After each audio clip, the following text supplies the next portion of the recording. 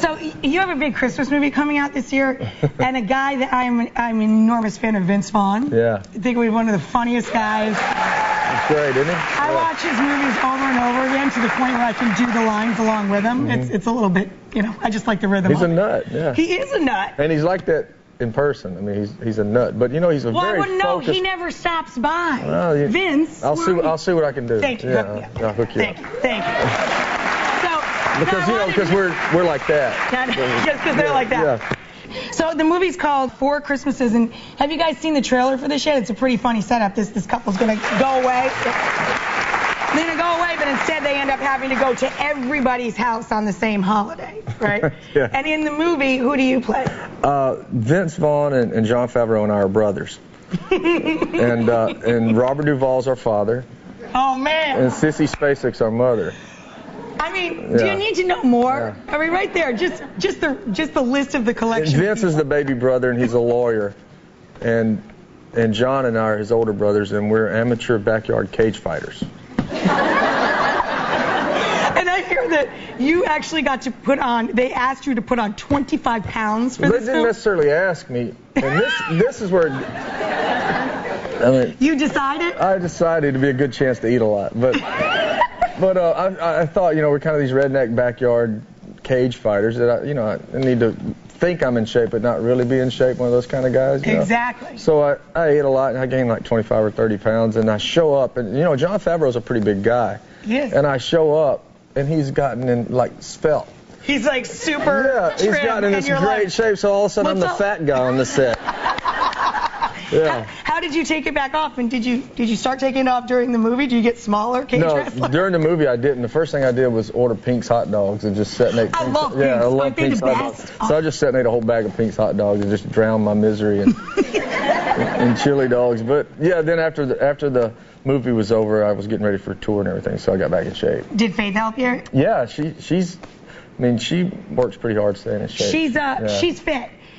And I heard that for her 40th, she really wanted to do a cover in her bikini, so she did. She got herself like super. I mean, come on. Yeah, I've enjoyed. You lucky. Yeah, I've enjoyed that. Right? She's fantastic. Amazing. Yeah, she worked really hard, and 3 kids. Look at that stomach. Bounce a quarter off from it. That's fantastic. You can actually. You can. Have you tried that? Again, Tim. Family show, daytime. And that was an interesting picture, though. So, did she put you through her regime? What does she do? Does she do Pilates? She does Pilates with her trainer, Iona, and she. Have you tried that? Is that easy for a guy or difficult? I tried it once. I would think that was... Trust me, it's hard.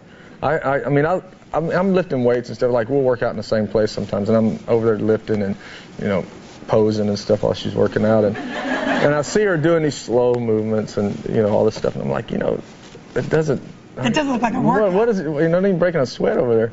Yeah. And then I did it one day, and it was literally a week I couldn't walk. I couldn't move. You see there? It's very difficult, but guys aren't supposed to move like that. I was really having a very difficult time picturing Tim McGraw with his leg up over his head. Yeah. Doing circles and Didn't quite work that way for me. That's why you couldn't move for a week. Yeah, because I was trying to do too much to it, and you just can't bend that way. Yeah. I I agree. It's probably more successful. But I'm glad she can. But now you can appreciate. Yes, I'm sure you are. Again, Tim, daytime. I can't wait to call my mom and tell her all about this interview. The kids are in school. And, I read an interview of Tim's in a magazine this weekend. I was flying around the country on one of my flights. I read a really cute interview. I think it was in like Us or one of those magazines about your children's book. I think this is so cool. I had no idea. And the child, my little girl, the child in the book is actually an amalgamation. Yeah, she's like a combination of all 3 of our girls, and she's so cute. She is so cute. Yeah, and that's actually our dog Polio, that the girls insisted be in the book. And I hear the girls were really psyched the dog made the book. Yeah, they were. They were very excited. And Tom Douglas, who co-wrote the book with me, who's the real writer, in this is a great songwriter, and we wrote a song called My Little Girl together. Oh. And that's where the inspiration of the book came. I was going to say, is that where the book came from? And oh wait, I think that you brought a book for everybody, didn't you? Yes. That woman just about jumped out of her chair. She's like, yeah! She must have a little girl. I have a little girl, but she's a puppy. I'm going to read mine to her. If you'll sign it for me. Absolutely. You see how I just smoothly got that in there. I'm going to get you back on that. So. Hey, tell me about this now. We saw a little clip of the commercial up there. What made you want to go into the cologne business? Well, do you wear a lot of cologne? I don't actually wear a lot. I do now. I mean, it smells good. There's a few things. Equal opportunity. What to have? There you go. That's the main thing about it is my wife really was helping me with this, and it's been the idea's been around for a while. It just seemed like the right time to do it. But I wanted something that it's a hot looking bottle. Women can wear also. So I think that. Oh well, good. I just did the right thing. Yeah. Actually, my wife says it's kind of like putting an old sweater, one of my sweaters on.